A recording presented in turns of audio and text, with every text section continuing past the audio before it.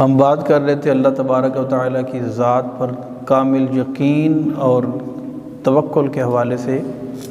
آج بدقسمتی کے ساتھ ہمارا توکل بہت کمزور ہوتا چلا جا رہا ہے، جس کی وجہ سے ہمیں بہت زیادہ پریشانیاں اور بہت زیادہ ٹینشنیں، بہت زیادہ الجھنیں محسوس ہوتی ہیں۔ وہ کہتے ہیں نا، ہاتھ الجھے ہوئے ریشم میں پھنسا بیٹھا ہوں، اب بتا کون سے دھاگے کو جدا کس سے کروں۔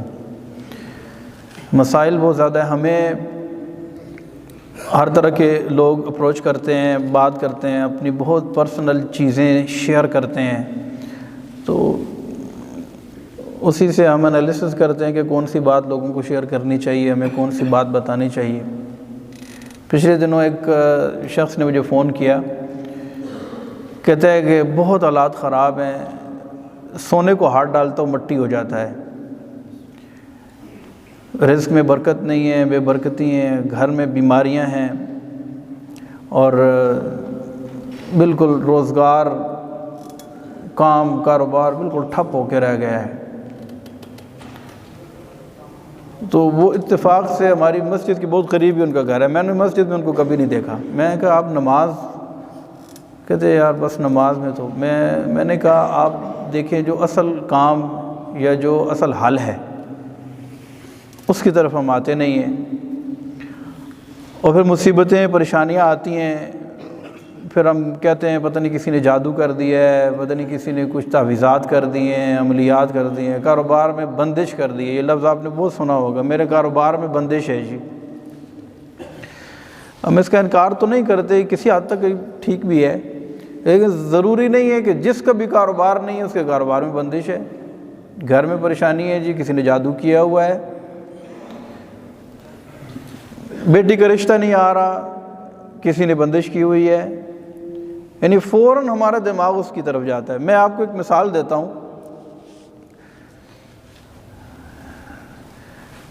دیکھیں میں نے یہ اپنا ہاتھ اٹھایا ہوا ہے، میرا ارادہ ہے نا میں ہاتھ ایسے اٹھاؤں، ٹھیک ہے، اور میں ارادہ کرتا ہوں میں اپنا ہاتھ ایسے اٹھاؤں، لیکن اللہ کا ارادہ یہ ہے کہ میں ہاتھ نہ اٹھا سکوں۔ مجھے بتائیں میں ہاتھ اٹھا سکتا ہوں؟ میرا ہاتھ ایسے اٹھ سکتا ہے؟ بولیں سب، نہیں اٹھ سکتا نا۔ اچھا ہم سب یہ واللہ باللہ تاللہ اس بات پر کرنے کے لیے، یعنی ہم قسم اٹھانے کے لیے تیار ہیں کہ جو کرتا ہے اللہ کرتا ہے، اللہ تبارک و تعالی نہ چاہے تو نہیں ہوگا، اللہ چاہے گا تو ہو جائے گا۔ یہ بات ہم جانتے بھی ہیں، مانتے بھی ہیں، دل سے اس کی تصدیق بھی کرتے ہیں، لیکن پھر جب پریکٹیکل طور پر ہمیں مسائل کا سامنا آتا ہے تو پھر یہ ہمارا یقین کدھر جاتا ہے؟ پھر ہم کیوں اس چیز کے پیچھے بھاگنے شروع ہو جاتے ہیں؟ یعنی جادو، کالا جادو، یہ کس کی طرف سے ہے؟ شیطانی عمل ہے نا۔ اور مجھے بتائیں کہ شیطان زیادہ طاقتور ہے یا رحمان؟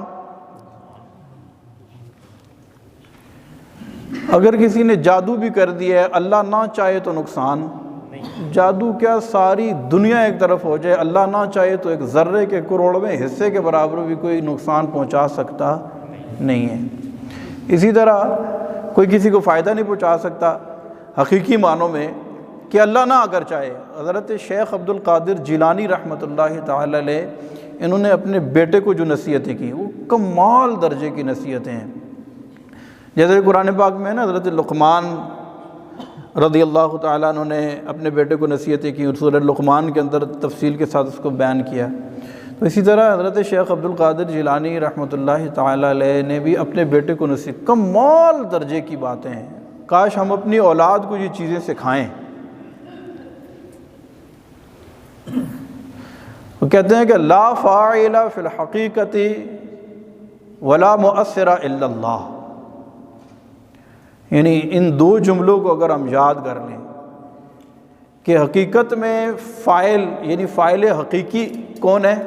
اللہ، اور مؤثر حقیقی بھی کون ہے؟ باقی ساری چیزیں اسباب ہیں، یہ ذرائع ہیں، ہم ان کے محتاج ہیں لیکن اللہ ان کا محتاج یہ چیزیں نہ سوچا کریں کسی نے جادو کر دیا ہوگا، کسی نے بھائی میں یہ سمجھتا ہوں، لوگ ہمیں آ کر بتاتے ہیں مختلف پریشانیاں، لیکن میں یہ سمجھتا ہوں کہ ایک مرد کے لیے سب سے بڑا وظیفہ اس کی رزق میں برکت کے لیے، اس کے گھر میں امن و سکون کے لیے، اس کی بیماریوں، پریشانیوں، گھریلو ناچاکیوں اور اس کے جملہ مسائل کا حل ایک مرد کے لیے 5 وقت کی نماز مسجد میں تکبیر اولیٰ کے ساتھ ادا کرنا ہے۔ آپ عمل کر کے دیکھیں، کیونکہ ہمارے نبی صلی اللہ علیہ وسلم نے ارشاد فرمایا کہ نماز سے رزق میں برکت ہوتی ہے، نماز سے رزق میں، تو اس میں کسی طرح کے شک و شبے کی گنجائش ہی نہیں ہے، پھر ہم کیوں پریشان ہیں؟ جتنے بھی لوگ مجھے ابھی یہاں سن رہے ہیں یا سوشل میڈیا پہ بھی، ہم کیوں پریشان ہیں جب ہمارا رب ہمیں دینے کے لیے اس کی رحمت بازو پھیلائے ہوئے ہمیں بلا رہی ہے کہ آؤ کس کو دیں؟ ہم کبھی ادھر نکل جاتے ہیں، کبھی ادھر نکل جاتے ہیں، کبھی ایک کے پاس جاتے ہیں، کبھی دوسرے کے پاس جاتے ہیں۔ اللہ کی بارگاہ میں آئیں، جھکیں، دل سے دعا مانگیں، گڑ گڑائیں، روئیں۔ بھئی کسی سے کام پڑ جاتا ہے تو اس کے پاس جاتے ہی نہیں جاتے، سفارش کے لیے بھی ہم جاتے ہیں، سارا کچھ کرتے ہیں، لیکن اللہ تبارک و تعالی جو فاعل حقیقی ہے وہ چاہے گا تو ہی کسی کی سفارش بھی کام کرے گی، وہ چاہے گا تو ہی کوئی ہماری مدد کرے گا۔ تو ہم اللہ کی بارگاہ سے کیوں دور ہوتے ہیں؟ توکل، یقین۔ حضرت سیدنا عبداللہ بن مسعود رضی اللہ تعالی عنہ کثیر احادیث کے راوی ہیں، ہمارے یہاں احناف میں ان کی احادیث روایات اکثر لی جاتی ہیں۔ حضرت عبداللہ ابن مسعود رضی اللہ تعالی عنہ کی جب موت کا وقت قریب آیا تو حضرت سیدنا عثمان ذو النورین، عثمان غنی رضی اللہ تعالی عنہ ان کی عیادت کے لیے ان کے پاس آئے۔ تو حضرت عبداللہ بن مسعود رضی اللہ تعالی عنہ کا بیٹا کوئی بھی نہیں تھا، بیٹیاں ہی بیٹیاں تھیں۔ جب یہ جانے لگے تو حضرت عثمان غنی رضی اللہ تعالیٰ عنہ نے 2 تھیلیاں سونے کی اشرفیاں، 2 تھیلی ان کی خدمت میں پیش کرتے ہوئے کہا کہ یہ ہدیہ میری طرف سے قبول فرمائیں۔ حضرت عبداللہ بن مسعود رضی اللہ تعالیٰ عنہ نے فرمایا کہ مجھے اس کی حاجت نہیں ہے، آپ لے جائیں واپس۔ یعنی دیکھیں ہدیہ قبول کرنا بھی سنت ہے، لیکن اس موقع پر دیکھیں کیسی زبردست تعلیم ارشاد فرمائی، دنیا سے جاتے جاتے بھی کہا مجھے حاجت نہیں ہے۔ حضرت عثمان غنی رضی اللہ عنہ نے فرمایا کہ رکھ لیں، آپ کی بیٹیاں ہیں، ان کے کام آئیں گی۔ تو حضرت عبداللہ بن مسعود رضی اللہ تعالیٰ عنہ نے اٹھ کے بیٹھ گئے اور وہ 2 اشرفیوں کی تھیلیاں حضرت عثمان غنی رضی اللہ تعالیٰ عنہ کے ہاتھ میں تھماتے ہوئے ارشاد فرمایا کہ میں نے اپنی بیٹیوں کو سورہ واقعہ سکھا دی ہے، اور رسول اللہ صلی اللہ علیہ وسلم نے ارشاد فرمایا ہے کہ جو ہر روز رات کو سورہ واقعہ کی تلاوت کرتا ہے وہ کبھی مفلس نہیں ہوتا۔ لہذا میری بیٹیوں کو اس سونے کی ضرورت نہیں ہے۔ سمجھیں بات؟ یقین، توکل۔ آج ہمارا حال یہ ہے کہ ہم مادیت کے اوپر زیادہ ٹرسٹ کرتے ہیں، مادی چیز نا، پیسہ، روپیہ، وسائل، اس چیز کو ہم دیکھ کے نا اس کی طرف زیادہ ہم ٹرسٹ کرتے ہیں، یار یہ چیز ہو، پیسہ ہوگا تو یہ ہوگا، یہ ہو۔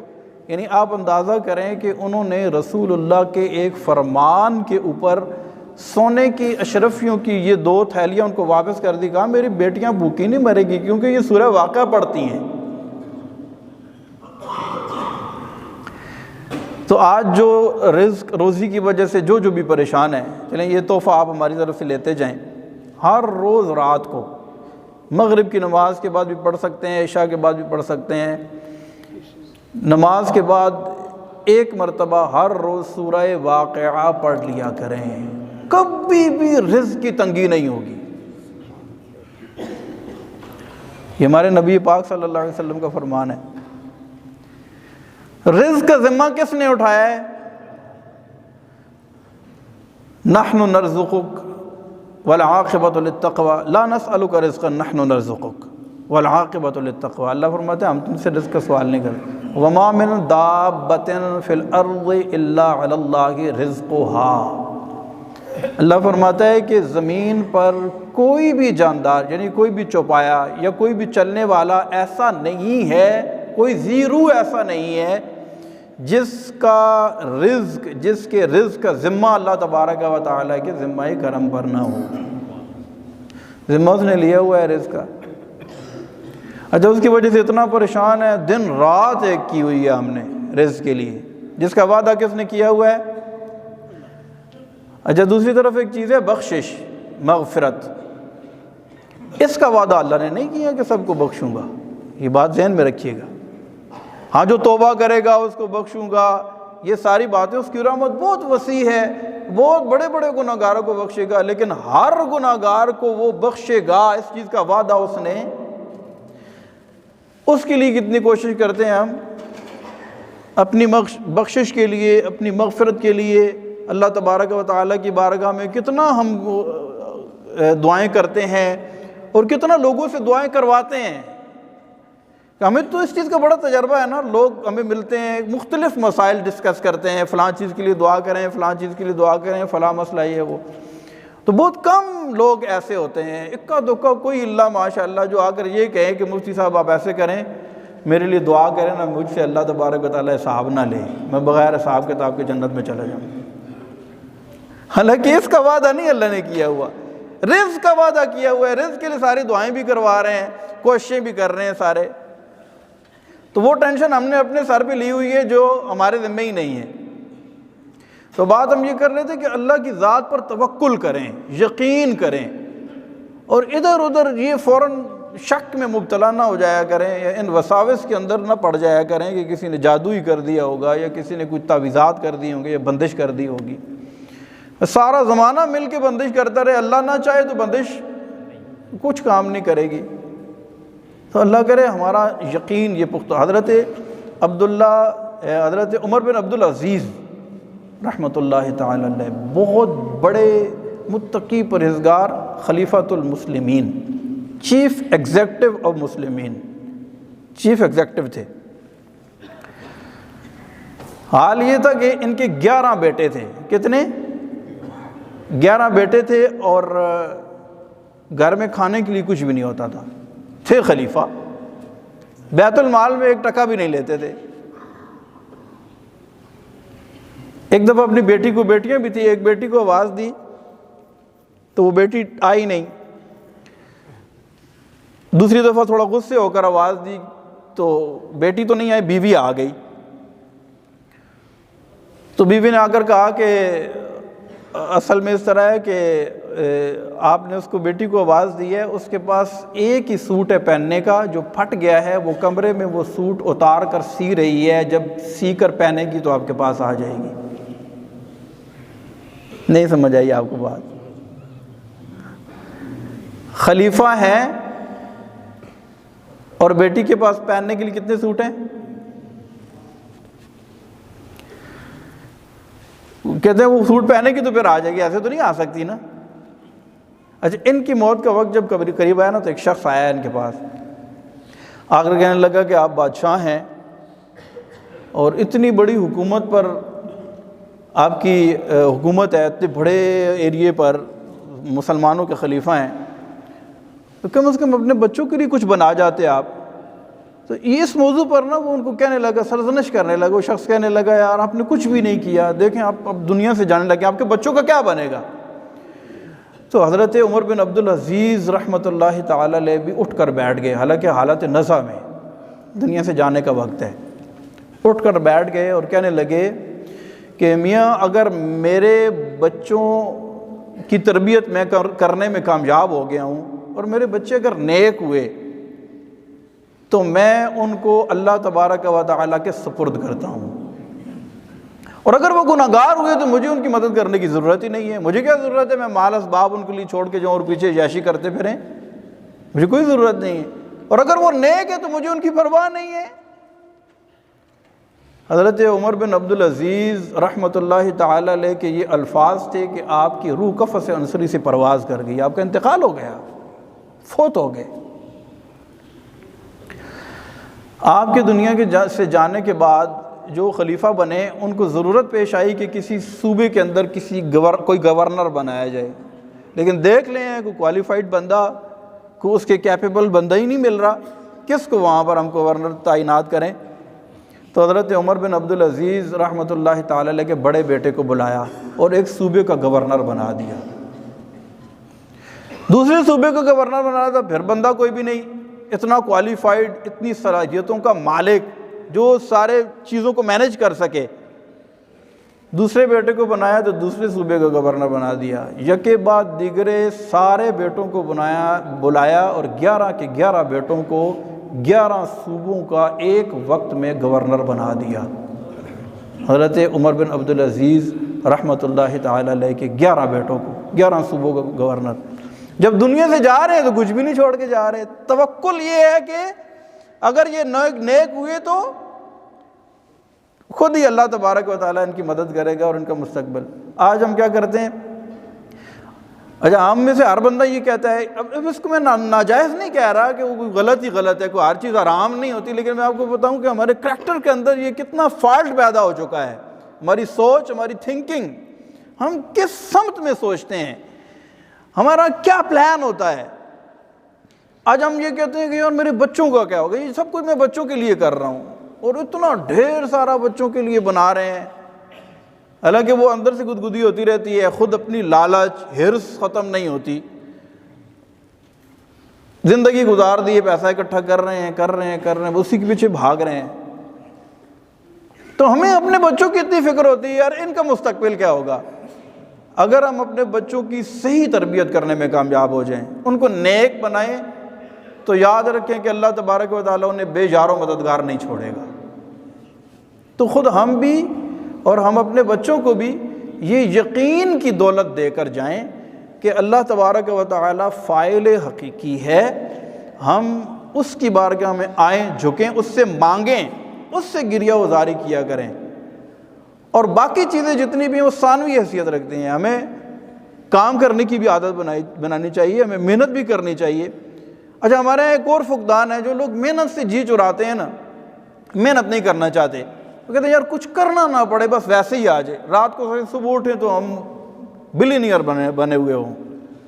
یعنی ایک طبقہ بہت بڑا ایک ایسا بھی ہمارے یہاں موجود ہے بدقسمتی کے ساتھ، وہ کرتے نہیں ہیں، کچھ محنت نہیں کریں گے، سارا دن بیٹھے رہیں گے، کبھی ادھر بیٹھیں گے کبھی ادھر بیٹھیں گے، سوچتے رہیں گے بس دماغ میں، کچھ کرنے کی جرت نہیں کرتے، کچھ کرنے کی کوشش نہیں کرتے۔ پھر وہ پتہ کیا کہتے ہیں، یار میں باہر جا رہا ہوں۔ میں کدھر جا رہا ہوں؟ میں کیا بھائی، ہاں بس ادھر کام نہیں ہے، میں باہر جا رہا ہوں۔ لا حول ولا قوت الا باللہ العلی العظیم۔ یقین کریں کہ میں جو باہر کے لوگوں کے حالات دیکھ کر آیا ہوں، کئی ملکوں میں میں گیا ہوں، اور کیونکہ ہمارا شعبہ ایسا ہے، اسی طرح ہم بڑی بڑی مساجد میں لوگوں سے کو لیکچر دینا، اور اس طرح تو ہر طبقے کے لوگ ہمارے پاس آتے ہیں۔ اتنے پریشان ہیں جو لوگ باہر چلے جاتے ہیں، ہم یہ سمجھتے ہیں کہ باہر پکی ہوئی ہے اور بس ہم جائیں اور بس کھانا شروع کر دیں۔ یہاں کے مقابلے میں 4 گنا زیادہ محنت کرتے ہیں وہاں جا کر۔ یہاں پر کئی لوگ بیٹھے ہوئے ہوں گے، ان کو اس چیز کا اندازہ ہے۔ ادھر جو کچھ نہیں کرتے باہر جا کے پریشان ہو جاتے ہیں، یار ادھر تو اتنی محنت کرنی پڑتی ہے، ہم تو سمجھ لیتے سارے کچھ پکی پکائی ملے گی، لیکن جو کہتے ہیں جو یہاں بھوکے ہیں وہ ہندوستان بھی بھوکے، تو جن کو یہاں محنت کی عادت نہیں ہے وہاں جا کے بھی پریشان ہو جاتے ہیں، وہ کہتے ہیں پھر نہیں اب واپس آؤ۔ میں کہتا ہوں Pakistan is the best country in the world. ہمارے ملک کے اندر جتنی اپرچونٹیز ہیں، جتنے کام کرنے کے مواقع ہیں، ہم جتنا یہاں پر کما سکتے ہیں، اگر ہم یہ ذہن بنا لیں کہ ہم نے محنت کرنی ہے، اور اگر ہم نے یہ ذہن بنا لیا کہ ہم نے کچھ کرانا نہیں ہے، تو دنیا کے جس کونے میں چلے گئے ہم بھوکے کے بھوکے ہی رہیں گے۔ تو باہر جانے میں تو اس حق میں نہیں ہو سکتے، سب کو میری بات اچھی نہ بھی لگے، لیکن وہ کہتے ہیں کہ ہمارے ملک کے حالات ٹھیک نہیں ہیں اور معاشی حالات بہت زیادہ، باہر جائیں جی، باہر جا کے کمائیں۔ اور خدا نخواستہ اگر ایسی صورتحال ہے بھی تو مجھے پتہ ہے ہم کیسے محب وطن ہیں کہ جب مشکل وقت ہے تو ہم ملک کو چھوڑ کے جا رہے ہیں۔ مشکل وقت میں مجھے بتائیں ساتھ دینا چاہیے چھوڑ کے جانا چاہیے؟ ساتھ دینا چاہیے نا مشکل وقت میں۔ ہمارا ایک دوست ہے، بڑا جگری یار ہے، ویسے تو ہم کھاتے پیتے اٹھتے بیٹھتے ہیں ساتھ ہیں، جب اس کو پر کوئی مشکل پڑ گئی ہے، وہ مصیبت میں آ گیا تو ہم اس کو چھوڑ کے بھاگ جائیں؟ ایسا کرنا چاہیے؟ یہ تو بے وفائی ہے۔ وفا شعاری اور وفاداری تو یہ ہے کہ مشکل وقت میں ساتھ دیا جائے۔ تو اگر اس وقت ہمارے حالات ایسے ہیں بھی تو یہ کہنا کہ یار ادھر تو کچھ بھی نہیں ہے باہر جاؤ، تو یہ چیز مناسب مجھے تو نہیں لگتی۔ ایسے حالات ہونے کے باوجود اب بھی میری کئی لوگوں سے ملاقات ہوئی ہے، وہ کہتے ہیں ٹھیک ہے حالات خراب ہے، مہنگائی بہت ہے، روزگار نہیں ہے، بزنس نہیں ہے، جو بھی ہے، لیکن اس کے باوجود الحمدللہ ہمارا ملک جو ہے وہ کئی ملکوں سے بہتر ہے۔ اس کے بہتر ہونے کی ایک وجہ یہ بھی ہے کہ یہ ہمارا ہے۔ یہ کیا ہے؟ میں یہ دیکھیں، یہ موبائل میرا ہے نا، میرے لیے تو سب سے اچھا یہی ہے کیونکہ یہ میرا ہے۔ جو موبائل آپ کے جیب میں ہے وہ میرے لیے کیسے اچھا ہو سکتا ہے؟ اگرچہ 10 لاکھ کا ہو، وہ میرا جو نہیں ہے۔ میری گاڑی میری ہے، اس وجہ سے میری گاڑی سب سے اچھی ہے۔ میرا گھر میرا ہے کیونکہ وہ میرا ہے، اس وجہ سے سب سے اچھا ہے۔ تو میرا ملک میرا ہے، اس وجہ سے یہ سب سے، بولتے نہیں ہیں آپ، یہ سب سے اچھا ہے۔ تو ایسا نہ کہا کریں کہ یہاں کچھ بھی نہیں ہے جی باہر چلیں جی۔ اپنے ملک کے اندر رہیں، محنت کی عادت ڈالیں، نظر اسباب پر نہیں بلکہ خالق اسباب پر رکھیں۔ دیکھیں اللہ تبارک و تعالیٰ پھر کیسے رزق کے دروازے کھولتا ہے اور کیسے اللہ تبارک و تعالیٰ کی کرم نوازیوں کی بارش ہوتی ہے ہمارے اوپر۔ اس لیے فرمایا ان الذین قالوا ربنا اللہ ثم استقاموا تتنزل علیہم الملائکہ، جس نے یہ کہا میرا رب اللہ ہے پھر اس پر ڈٹ گیا، فرمایا پھر کیا ہوگا؟ تتنزل علیہم الملائکہ۔ حضرت موسیٰ علیہ السلام آگے دریا ہے، دریائے نیل، قوم ساتھ ہے، اور قوم بھی آپ جانتے ہیں کیسی ہے، وہ ان کو تو بس کوئی بہانہ چاہیے تھا، کوئی بات۔ انا لمدرکون، کہنے لگے اب لو جی اب تو گئے، پھنس گئے ہم، اب تو پکڑے گئے۔ قرآن پاک میں ہے، بلکہ تورات میں اس کی تفصیل یوں ملتی ہے کہ حضرت موسیٰ علیہ السلام سے دست و گریبان ہو گئے، جھگڑنے لگے، کہنے لگے پھنسا دیا آپ نے ہمیں۔ فرعون تھا، ظلم کرتا تھا، ٹھیک ہے، اس کی ہم نوکری کرتے تھے، مزدوری کرتے تھے، کھانے کو تو ملتا تھا کچھ، زندہ تو تھے، اب تو چیتھڑے اڑ جائیں گے، پیچھے فرعونی ہے، لشکر ہے، اور وہ گرد و غبار اڑ رہا ہے، آگے دریا ہے، اب کہاں جائیں گے؟ انا لمدرک، اب تو پھنس گئے ہیں۔ حضرت موسیٰ علیہ السلام نے کہا، قال، ارشاد فرمایا، ان معی ربی سیہدین، ان اللہ میرے سیہدین، وہ ہمیں راستہ دے گا۔ بات ہی کوئی بھی نہیں ہے، کوئی ٹینشن کی بات ہی نہیں ہے، کوئی پریشانی نہیں ہے۔ لشکر ہے تو 10 لشکر آتے رہیں، دریا ہے تو جتنے مرضی ہے دریا سمندر آ جائیں۔ ان معی ربی، میرا رب میرے، ہمارے آقا صلی اللہ علیہ وسلم نے بھی تو یہی کہا تھا غار ثور کے اندر۔ حضرت ابوبکر صدیق رضی اللہ عنہ نے کہا یا رسول اللہ یہ تو ہمارے سر پہ پہنچائے ہیں، اگر انہوں نے اپنے قدموں کی طرف دیکھا تو ہمیں دیکھ لیں گے، اگر انہوں نے اپنے پاؤں کی طرف دیکھا تو ہم چھپ نہیں سکیں گے، ہم سامنے ظاہر ہو جائیں گے۔ تو کیا ارشاد فرمایا؟ ابو بکر کیا کرتے ہیں؟ بھاگ جاتے ہیں؟ کیا کرتے ہیں؟ فرمایا لا تحزن ان اللہ معنا، اے ابو بکر غم نہ کر، اللہ ہمارے ساتھ ہے۔ اے ابو بکر لا تحزن ان اللہ معنا، غم نہ کر، اگرچہ کہ بات صرف اتنی ہے کہ قدموں کی طرف دیکھیں گے تو ہم ظاہر ہو جائیں گے، ہمیں پکڑ لیں گے، لیکن اے ابو بکر غم نہ کر، کیونکہ اللہ جو ہمارے ساتھ ہے۔ یار اسباب نہیں ہیں، پریشانیاں ہیں، چاروں طرف اندھیرا ہی اندھیرا نظر آ رہا ہے، ایسے لگتا ہے جس کام کو ہاتھ ڈالتے ہیں بس مٹی ہو جاتا ہے، محنت کرتے کرتے کرتے کرتے کرتے آخر میں نتیجہ صفر آ جاتا ہے۔ یوں بھی ہوتا ہے کبھی، الذین اذا اصابتهم مصیبۃ قالوا انا للہ وانا الیہ راجعون۔ تو جب مصیبت آتی ہے، پریشانی آتی ہے اور آزمائشیں اللہ کی طرف سے آتی ہیں تو بھیجنے والا اللہ ہے، دور بھی کون کرے گا؟ اللہ ہمیں یہ یقین کی دولت دے دے۔ میرے بیان کا کنکلوژن یہ ہے، لب لباب یہ ہے کہ اللہ کرے ہمیں ایسا یقین حاصل ہو جائے کہ جو کرتا ہے اللہ کرتا ہے، اور اللہ جو کرتا ہے ٹھیک کرتا ہے۔ اللہ ہمیں یہ یقین کی دولت عطا فرما دے۔ پریشانی، مصیبت، تکلیف، دکھ، یہ تو انسان کی زندگی کا حصہ ہے۔